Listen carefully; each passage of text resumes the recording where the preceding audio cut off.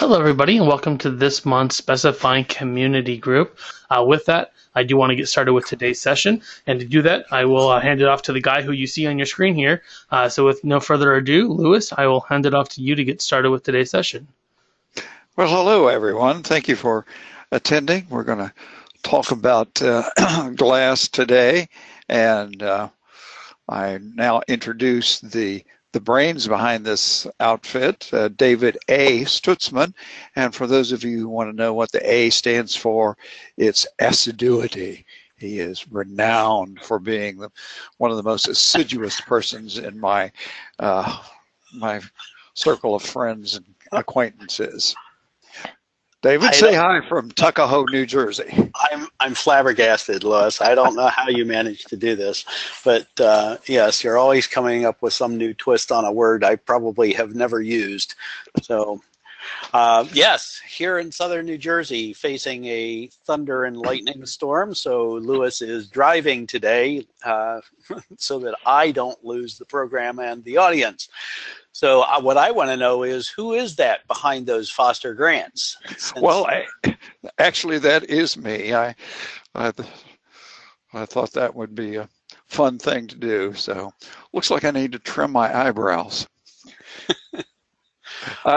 Perils of aging. Today, we're going to talk about the various levels of decisions that you have to make to specify glass. And there's a bit of confusion because the different levels of decisions, there are different manufacturers, and sometimes they mix and match and they overlap. And so we're going to talk about that. We do have some exclusions. We're not going to talk about interior glass wall paneling or plastic glazing or the fire-rated ceramic or laminated intumescent glazing or custom-sized mirrors. We're basically talking about vision glass, both exterior and interior. So you're welcome to ask questions about all of those things that Louis just excluded, and we'll promptly ignore you. So we thought we'd first introduce the concept of basic glass categories. The first one, sheet glass, is one that's no longer made. When I lived in Cincinnati, the house that we owned there was made in 1895, and the windows were glazed with what is called sheet glass. And the way sheet glass was made is that an iron or steel bar was dipped into the molten glass and then raised up. And depending upon the speed at which it was raised, it was either single strength, about a 1/16 of an inch, or double strength, about an 1/8 of an inch thick. But because it was raised up, you got some striations in the glass and an occasional bubble or an inclusion. And of course, that gave the glass a certain level of charm. And then when we started making big pieces of glass, especially for storefronts, they got into polished plate glass, in which the glass was cast out, but it had to be polished on both sides with a rouge to make the surfaces flat and parallel. And that was an expensive process, and also it was not environmentally and very safe. So eventually that was replaced by the manufacture of float glass. In between, you see wire glass, which is used to be the only way, pretty much the only thing you could do for glazing for fire-rated assemblies. And it had to be polished plate glass because that's just the way it was made. And because of that, we were in the condition in this country where to comply with the code, you had to provide wire glass, but it was not legal to manufacture wire glass in the United States, which I thought was an amusing contradiction in itself. Well, and that goes right along with the point that the code only permitted wire glass by exception. So yes, it wasn't actually permitted. It was an exception to allow you to put glass into a fire-rated door or fire-rated opening. yeah, they were doing you a favor. Yes.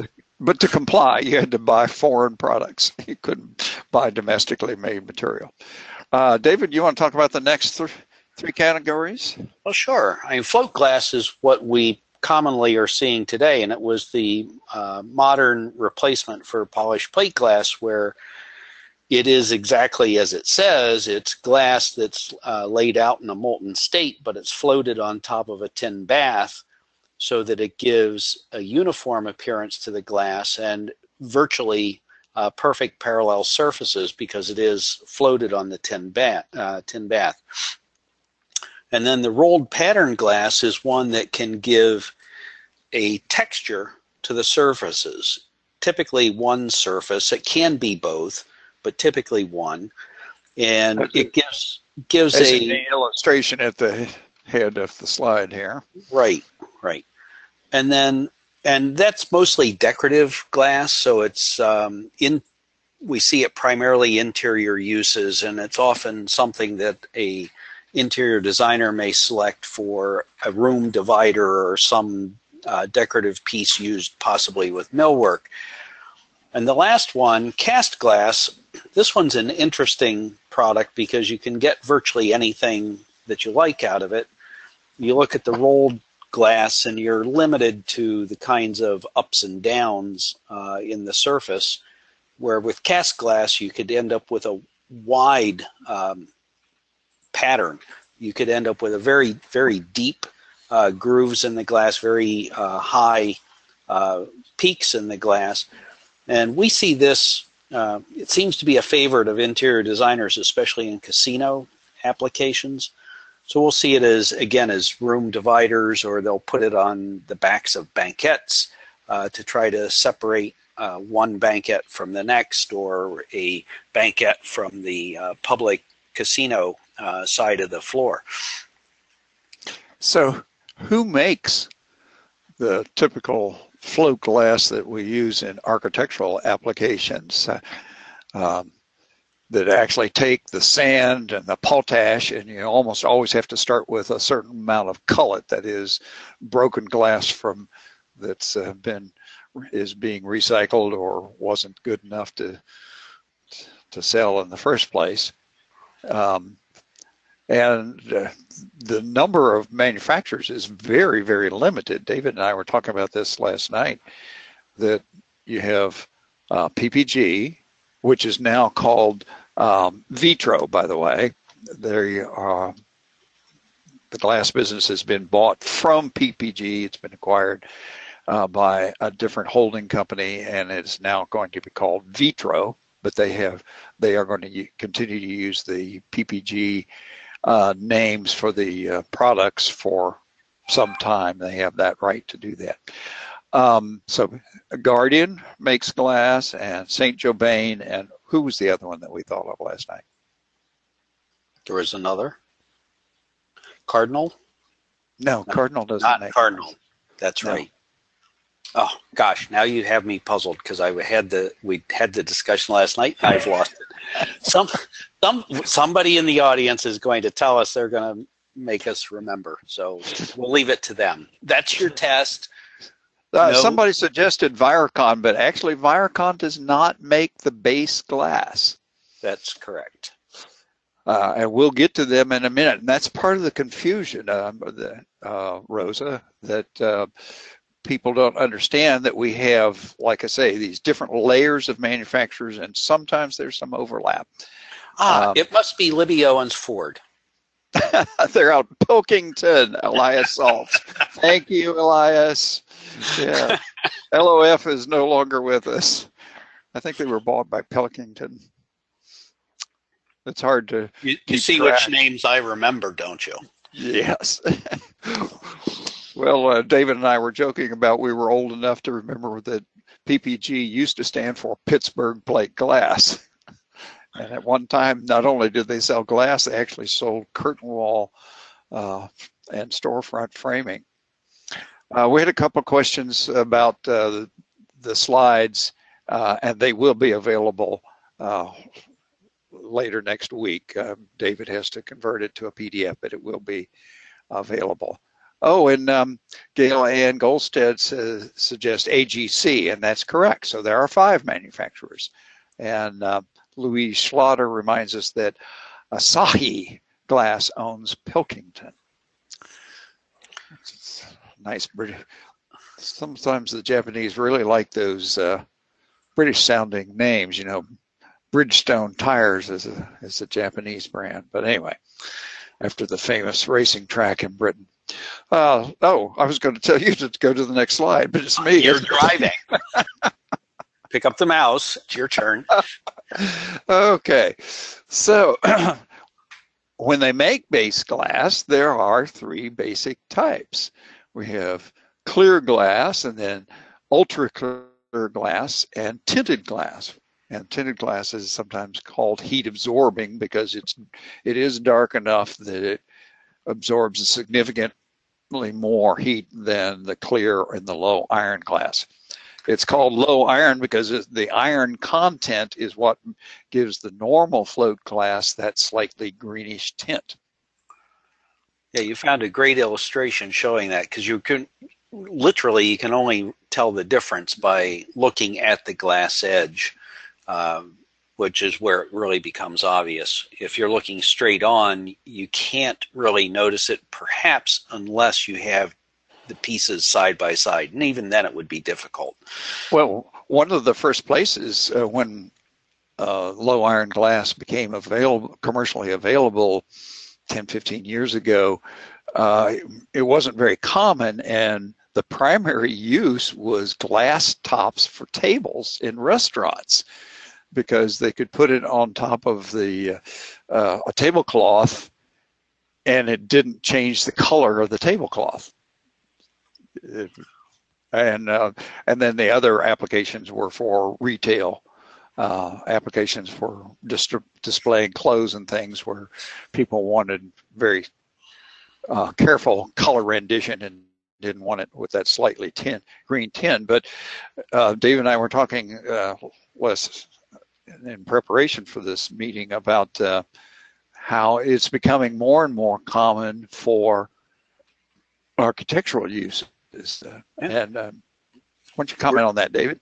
Yeah, so we're beginning to see ultra clear even used on curtain wall applications for entire building facades.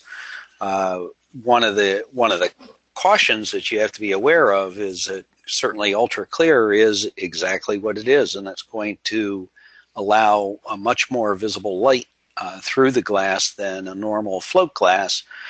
And you have to be aware that that's what's happening, and allow for that either through coatings or some other control to make sure that you're not causing some exceptional heating conditions inside the building. And the primary reason for using ultra clear is to get that extra amount of visible daylight into the building, because of course some buildings are now, a lot of projects are having automatic shut off of lights if there's enough sun coming through the windows to try to save energy and so forth. So that's an idea, because the ultra clear float glass has a 91% visible light transmission, I believe, or is it 93? Yeah, it's in the 90s, so it's yeah. But it's significantly higher than normal clear glass. But again, these are base glasses that are only made by those 4 or 5 manufacturers. Then we go to coated glass, and there are a number of different types of coatings.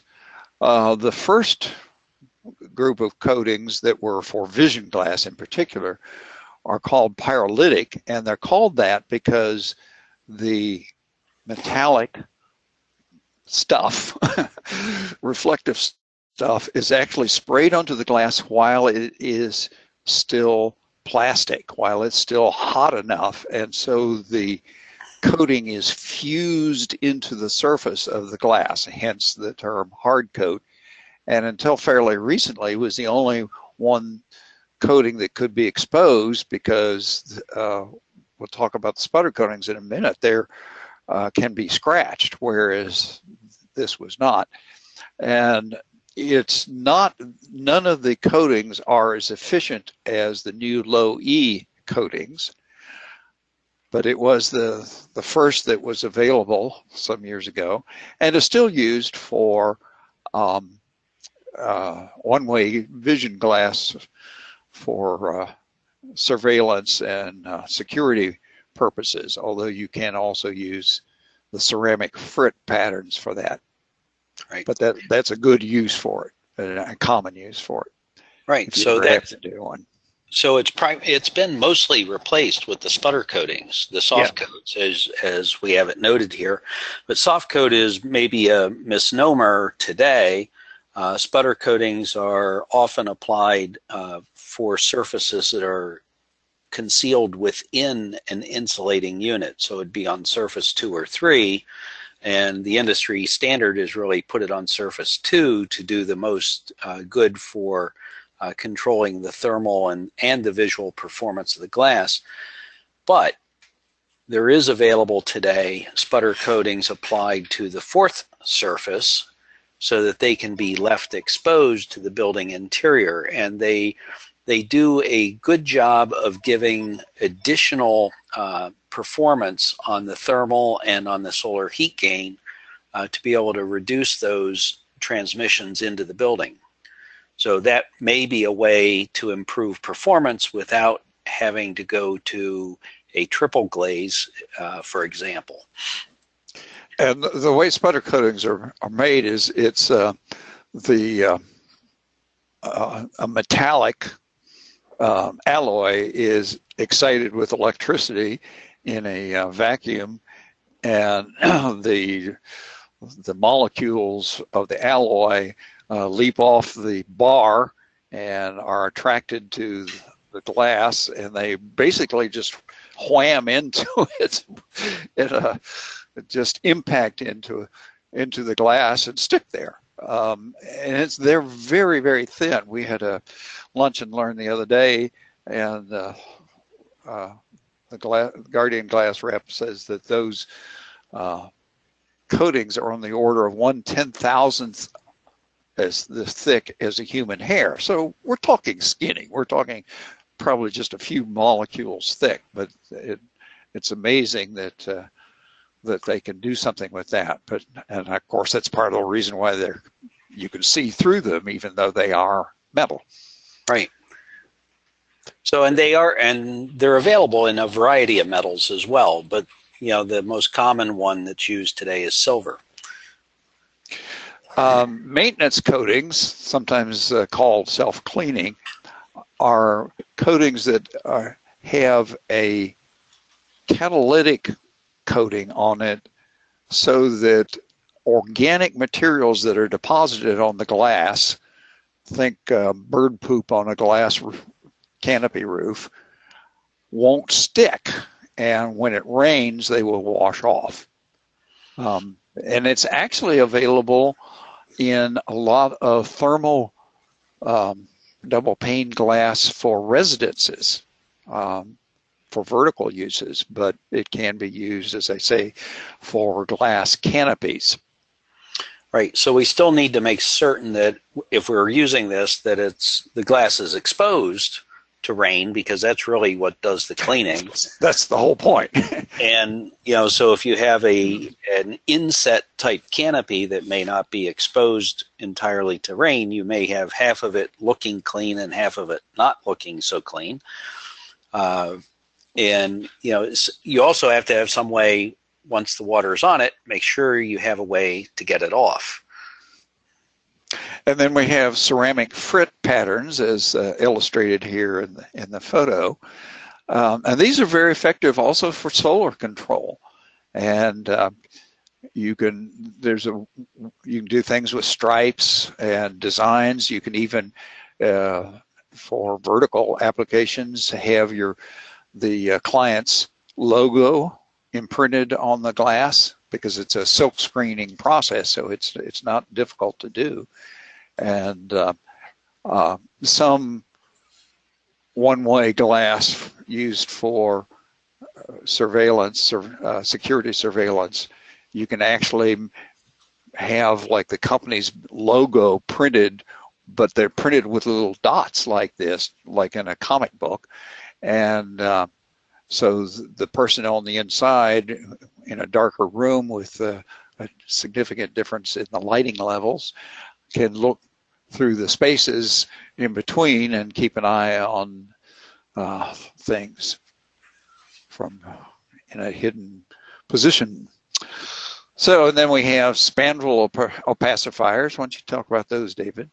Yeah, so the opacifiers were coming with a frit, a ceramic frit, much like the pattern that you see in the example, except that it's applied over the entire surface and can be available in color. So we can use colors to try to disguise spandrel panel, make it look similar to vision panels so that it looks like a monolithic exterior surface.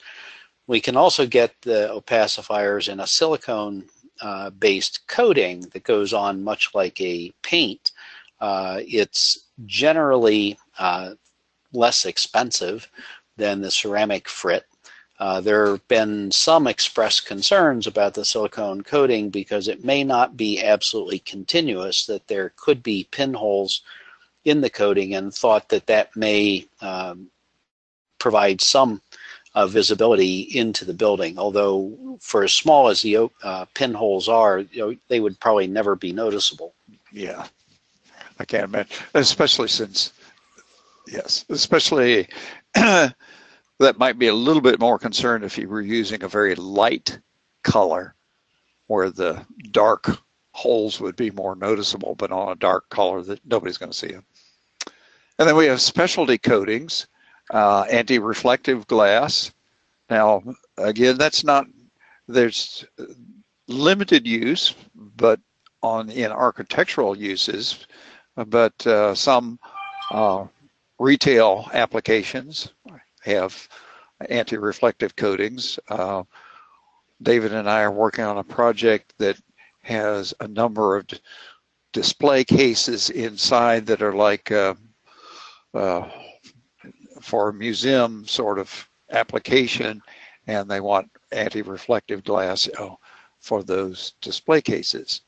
And then the beautiful dichroic coatings that I didn't have a picture of that because really what you need is a movie, because the wonderful thing about dichroic glass is that it changes color as you move or as the sun moves, and they are really, really exciting, but very specialty and very high design. So if you want to call attention to something, that's one way to do it. How about electrochromic coatings, David? Well, we've seen those coming on the scene, and it's really a matter of trying to provide better management or control of this transmitted light and the energy through the glass. One of the local examples we have in Philadelphia is at the Kimmel Center, the concert hall for the Philadelphia Philharmonic. And it was an interesting space because it's got this glass vault over the entire building.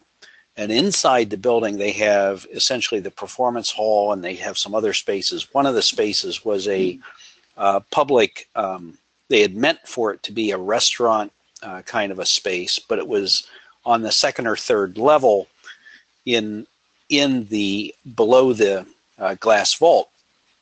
And what happened was the space was always so hot that it was really unusable. They couldn't really manage it with the mechanical systems.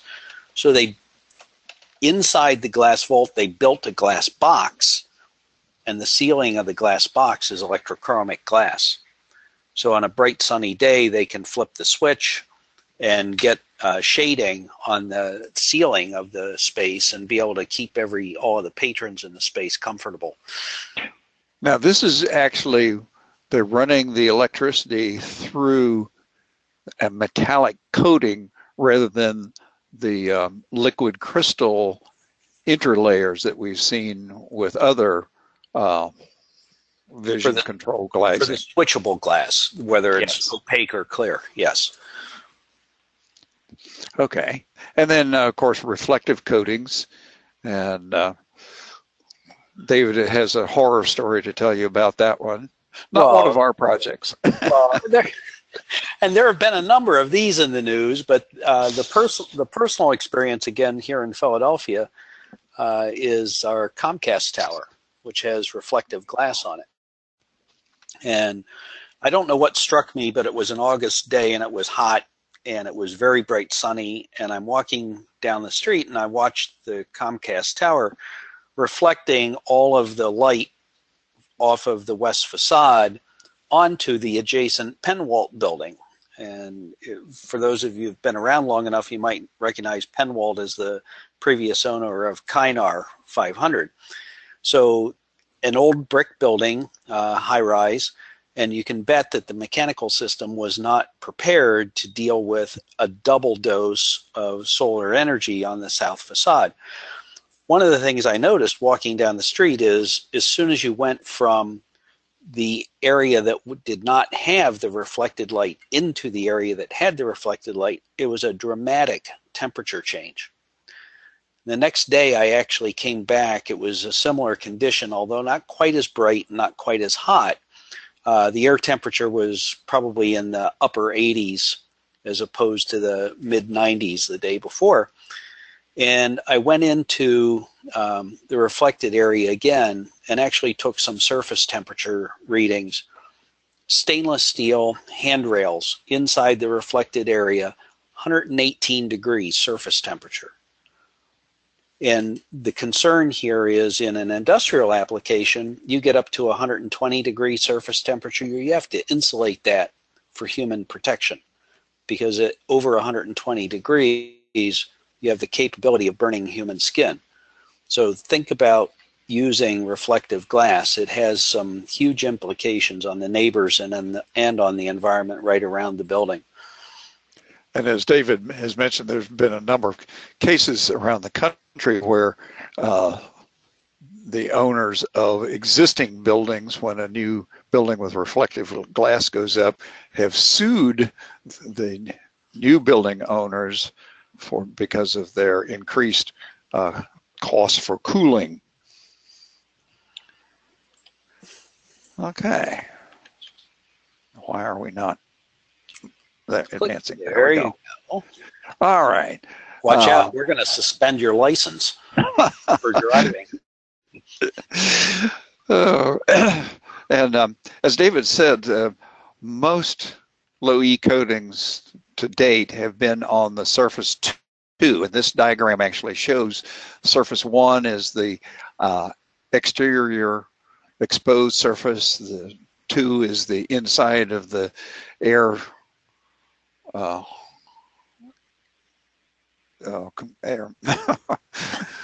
Interior surface of the exterior yes. pane, yes. And then 3 is the other interior space, and 4 is the exposed interior space. And now I'm going to shut up and let David explain about low-E coatings and how they work, and black bodies and perfect mirrors. Well, you know, we talk about emissivity, which is part of low-E coatings. That's what it is, low emissivity. And the emissivity is measured by comparison to performance of a black body. Black body is 1, meaning that any energy landing on the black body is absorbed. The perfect mirror is rated 0, meaning everything that lands on it is reflected, nothing is absorbed. So clear glass, by example, will transmit about 92%, reflecting about 8%. And polished silver is getting awfully close to that perfect mirror, reflecting 92% of the incident energy. And that really is why silver is so popular as for the low-E coatings. And what we see now is it used to be a single layer of silver. Now we have double and triple layers of silver, as they're able to control these coatings even better, and they can even fine-tune them and in some cases customize these coatings to meet specific requirements for individual projects. And the reason that Surface 2 is the most popular is that that's where it gets the best thermal performance, especially for cooling, because it's going to reflect the greatest amount of the energy outside, back out to the outside, before it even has a chance to get through to the inside. Okay. Well, who makes low E coatings? Or glass with low E coatings, David? Well, we can go to PPG or Vitro. They actually produce flat glass with low E coatings. And there are fabricators that also produce or are buying plain glass, plain float glass, and coating it themselves, like the folks at Viricon. So we have a mix of manufacturers and fabricators that are actually doing coating operations. So a company like Viricon has a bunch of proprietary coatings of different levels of effectiveness in terms of their emissivity control and also in terms of appearance.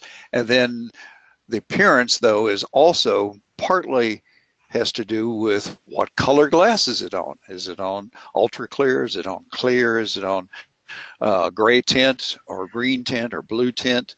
And green tint glass varies from one manufacturer to another. So green glass from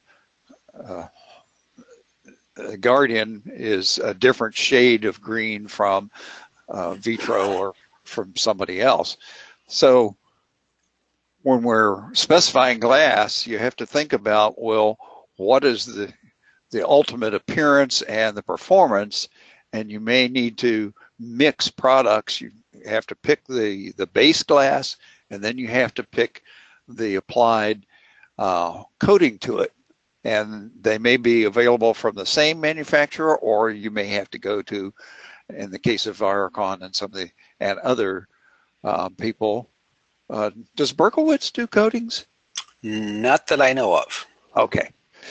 But I think there are 2 or 3 other manufacturers that do, in fact, do that.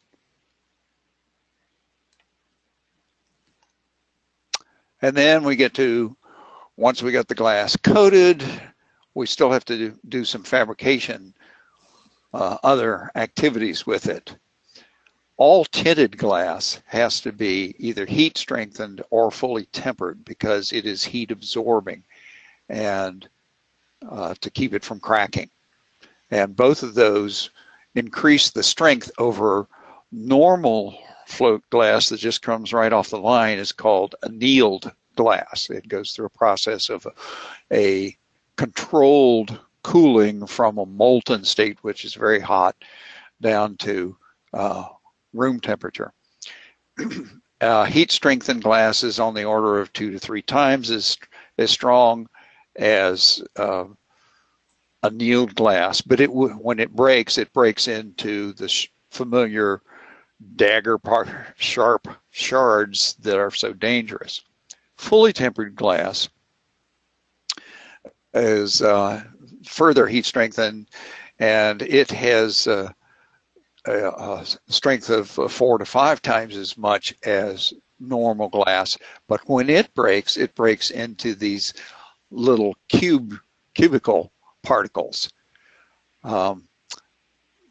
Fully tempered glass is very vulnerable to damage at the edge because the way it works is that the 2 surfaces are in tension, and if the tension is broken, then it'll spontaneously break, which is part of the thing that about tempered glass is that it has to be cut to size first and then tempered, whereas other glass can be fabricated and cut after the fact, especially laminated glass. So for those of you who are working on an interiors project, like a tenant improvement project, and you need safety glass, laminated glass is usually more expensive than tempered, but the difference is you can get it right away because your local glass shop, your glazier, will have tempered glass on hand that can be cut to size right away, whereas the tempered glass has to be ordered from a factory and there may be a backlog. So keep that in mind when you're working with interiors projects where you have a short schedule. Well, and there's one other advantage for laminated that that you need to consider, and that is when it breaks, it stays in place. It stays in place, so it's which can be an advantage if it's a safety concern or if it's a security concern. Yeah, yes, like display windows for a jewelry shop. That way you don't get the smash and grab kind of thing. Correct. So the laminated glass. You want me to go over laminated? Yeah, go ahead. Okay. So laminated really comes in a couple of flavors. PVB, the polyvinyl butyl interlayer, plastic interlayer, and an ionoplast interlayer, which is really a proprietary product now from Cure called Sentry Glass. So these two offer different kinds of advantages. PVB is readily available from several manufacturers, and Sentry Glass is only available from Cure. Sentry Glass is a better structural performing glass, which allows you to do larger spans and apply greater loads. The PVB is available in printed. You can do actually printing and embed that inside the glass. You can do color. You can do transparent. You can do virtually anything with PVB. One of the things that you can do with PVB also is that you can combine different colors. You know, some of the manufacturers, they may have 40 or 50 colors, but if you want to get just the right shade, you can actually use two interlayers. The firm I worked for in Memphis did the Gaylord Texan hotel in outside near the Dallas-Fort Worth airport, and there's a central octagonal skylight that's about 1.5 acres in size, and at the center of it we designed the Lone Star that used the glass, and we had to mix a yellow and a red to get exactly the kind of orange that we wanted. This thing is huge, so if you're ever flying near Dallas and you see this enormous yellows or orangey yellow star, why that's what that is. It's that 2 layers of the PVB, and the PVB layers are available at 2 different thicknesses too, depending upon what level of security you want. Right, and Venciva is one of those that offers that whole color system. So they generally operate in 3 layers of PVB, and you mix and match the colors as you wish to get the final color that you like. And you actually specify it by the color types for each layer. And then various types of security glazing are actually mixtures of glass, some of these plastic interlayers, and they may even have polycarbonate layers in the middle of the glass. And so I had to design the firm I worked for in Cincinnati did most of the work at the zoo, and we were designing a new walrus exhibit with some underwater viewing ports. And I'd call up a couple of glass companies and say, what kind of glass do I need to hold in a 1,600-pound walrus that's swimming at 10 knots, and if it hits the glass, it won't break it and drown people in the underwater viewing area. And I'd get this click at the other end of the line. But there is one company, Globe Amarada, that specializes in that kind of stuff. So if you ever have to do something with animal containment, or containing for an aquarium or something like that, that's good folks to talk to. So, Louis, I'm going to have you back up. Dave Metzger asked question. Says, can you discuss heat soaking of tempered glass? Oh, okay. No, you don't have to go back there. You were still okay. just back up on the line item. That's okay. That's true. All right. That's a controversial issue. The issue is that some glass will have minor inclusions of nickel sulfide. Nickel sulfide, yes, thank you.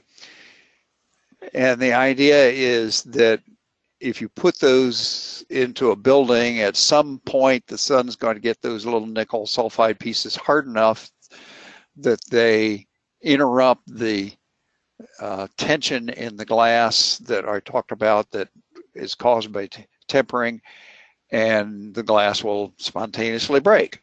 So the concept is that at the factory, they can run the panels of glass through another oven and check to see if it will explode. And if it does, they don't get to ship it to you. The problem is it's very, very expensive. And depending upon who you talk to, a lot of glass reps will say that it's not all that reliable. And it's not 100% reliable. Nope, it's not. And they actually, two different methods are promoted. One is a statistical heat soaking, which means that you're going to randomly select a representative sample. Yeah, you're not going to do every light in the building. Correct. But if you talk to envelope consultants and they're involved in this decision, it will require every light to be heat soaked. But even still, it doesn't guarantee 100% that something will not eventually spontaneously break. And there have been so many improvements in the manufacture of glass that, as I say, a lot of people just don't think it's worth the money, that you're better off just taking the extremely minor risk, because it just doesn't happen very often anymore. Okay, so Louis, we have about 15 minutes left here, so we're going to have to pick up the pace, yep, I bet. We do. But that was an excellent question, Dave. Thanks for reminding us. We should have done that. Okay, so then we fabricate into insulating glass units with double or triple panes. And for a while there was it's still available. There's a type of glass that has a clear mylar film that's sandwiched in between two spacers. And sometimes they even do triple glass with two of these heat mirror films. That's an actual product name. And then there are options. It's not as popular, it seems, as it used to be, and they're pretty expensive, but there are people who really believe in it. Well, and the big advantage is if you're looking at triple pane, it certainly does a great job at reducing the weight, because you're substituting mylar for another pane of glass. And part of it is not only does it actually help to mirror the glass, but it also cuts down on the convective currents within the gas fill, whether it's air or argon or whatever, within the insulating space, the air, the gas space. So that helps with reduce the heat transmission. And then there are various options for edge seals. Of course, the typical is shiny aluminum. And if you're installing your insulating glass units in curtain wall or storefront that has a dark color, you may want to consider specifying color anodized spacers. So it's not a huge upcharge, and that way you can have a black or dark brown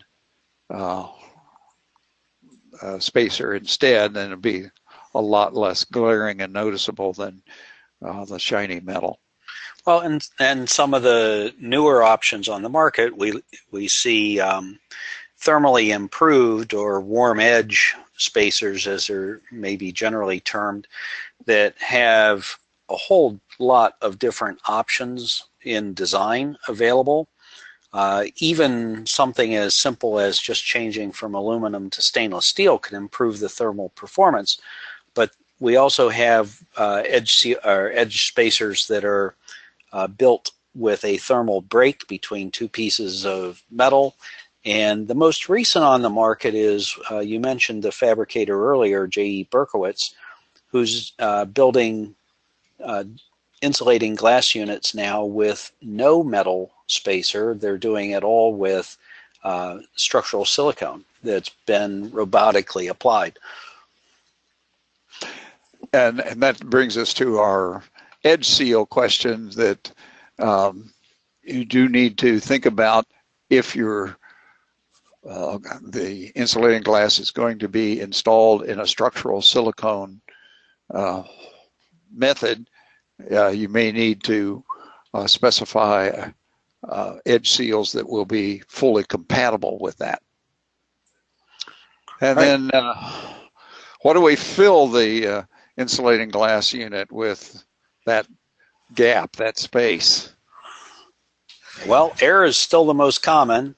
Argon is probably a lot more being used more often, trying to get to a little bit higher thermal performance. Krypton's available at a pretty good cost premium. What we're finding is, though, that there's concern about the argon and krypton fill dissipating and actually being replaced by air as it's dissipating. So are you buying only a short-term performance, or are you actually getting a long-term performance benefit? That's something to consider too, and some of that has to do with how the argon and krypton are actually inserted into the airspace instead of air.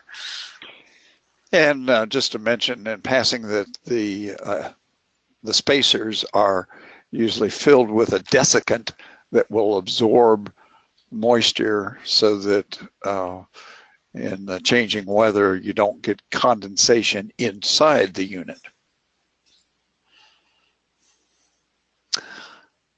All right, so here we have performance attributes, and the illustration that I've selected for this one is the Gold Strike Hotel in Tunica County, Mississippi, which is just below Memphis.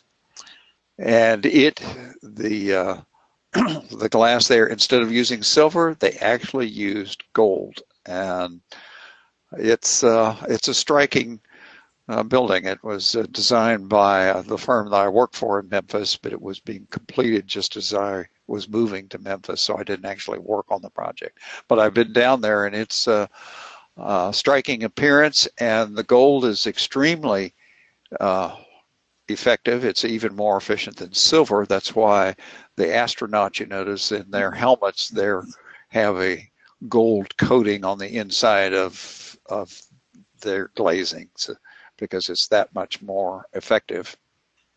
So you want to talk to us about some of these ratings and which ones are important and which ones we can ignore? You can't ignore any of these.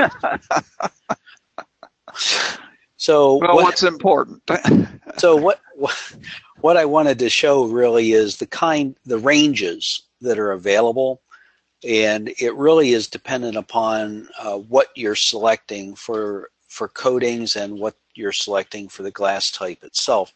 So visible light transmittance, for instance, anywhere from 14 to 91%. So the 91, we're looking at the ultra clear low iron glass. The visible light at 14% will probably be at least a tinted and maybe a tinted reflective to get down to that low. And if you are that low, Louis and I both have experience of actually working in buildings that are probably in that range of 14%. Standing inside, it doesn't matter how bright sunny it is outside, it looks gloomy. So be careful what you're picking. It can affect people's attitudes of the ones working in the building. Yes, but Gray Light 14 is still available, but it was popular back in the early 70s, and as a means of solar control back in the days before there were insulating glass units and before low E coatings. It was a way of dealing with intense sunlight, especially here in the sweet sunny South. Yeah, and one thing we had mentioned earlier, the fourth surface low E coating, when you're looking at that, that can give you some, I'll say, at least noticeable improvement on solar heat gain coefficient and on the U value. You might be able to get about 4 points on both of those. So it can offer some improvement, and it's worth looking at if you're trying to desperately improve thermal performance.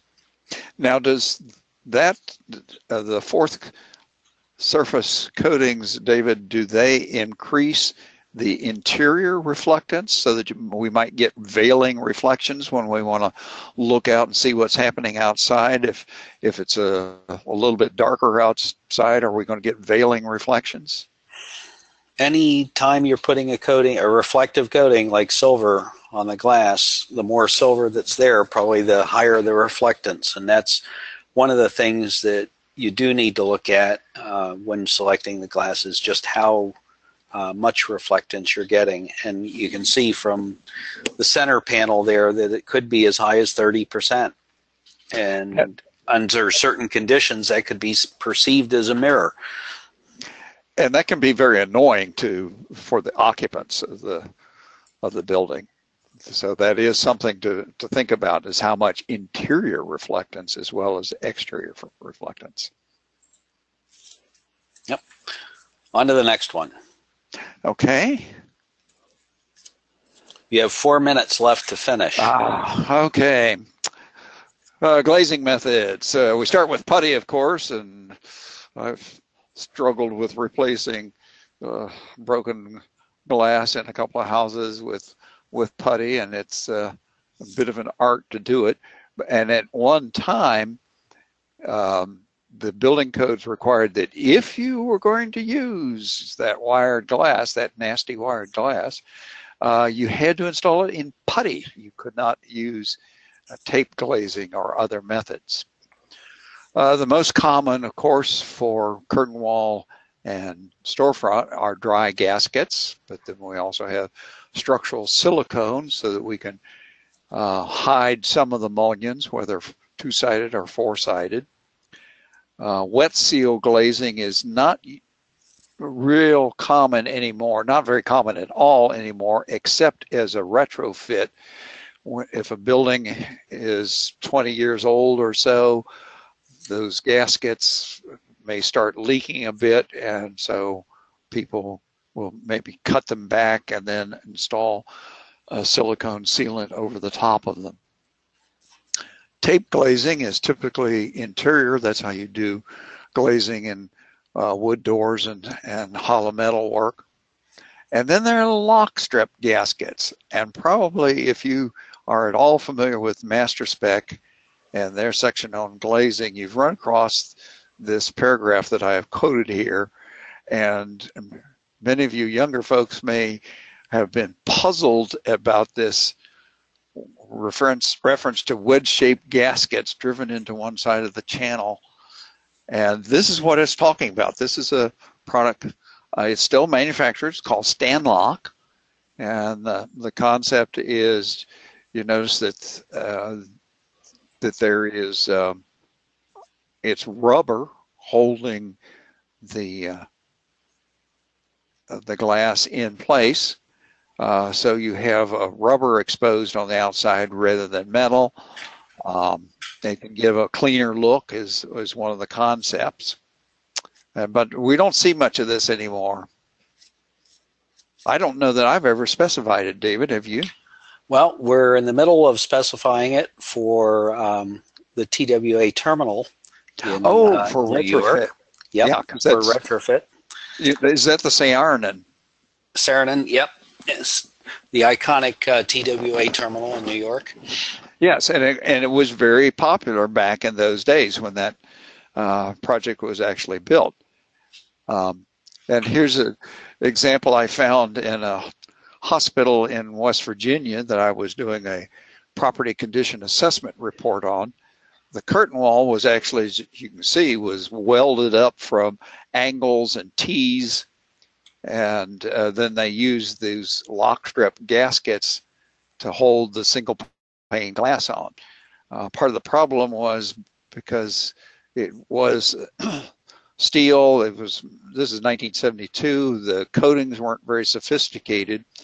Water would get under the sill, and it's hard to tell from this photo, but I have other photos that they were actually bowing up, and you can see that when it bowed up, the original elastomeric sealant failed, and somebody's come back in with translucent silicone and tried to help it out, but it didn't work. It did not work very well.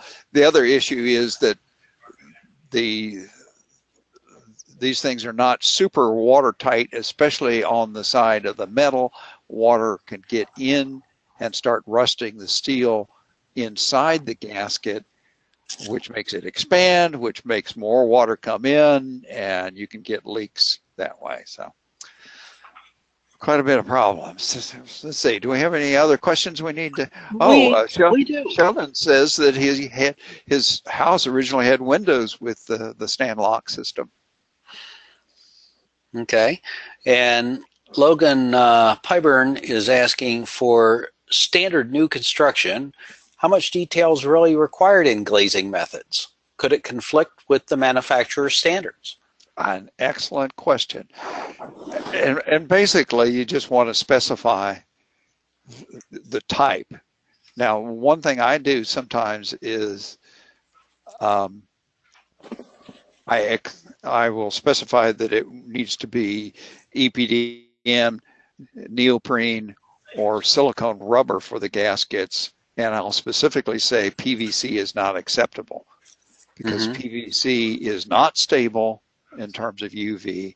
It will harden, it will shrink, and you will get leaks. But other than that, now in master spec you can actually specify the gaskets in with the glass, but I don't do that. I believe very firmly in making the supplier of the curtain wall or storefront responsible for those glazing gaskets. Because it has to work with the glazing pocket for the thickness of the glass. Exactly. And they're the ones that are going to warrant the weather tightness, and that's how it's been tested. We want it the way it's been tested. But an excellent question, Logan. Okay, so here we are at the end.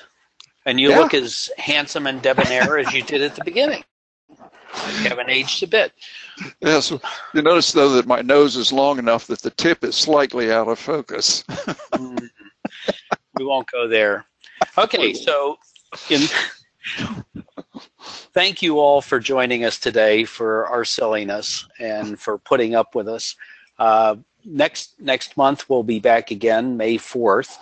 And hope that you're able to join us. Lewis has suggested that we may want to talk about wood doors next month, only because he and I are in the throes of trying to deal with some manufacturer specifications on wood doors.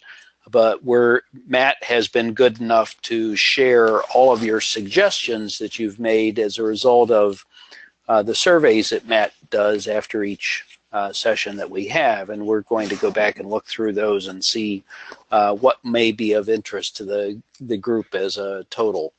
So do keep commenting on that. We are looking at them, and we are trying to use your suggestions.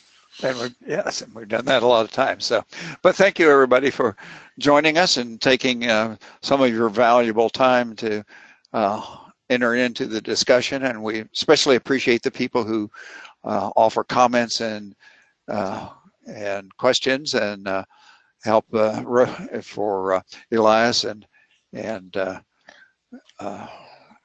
Louise and Gail Ann, who helped me out with remembering who the glass manufacturers are.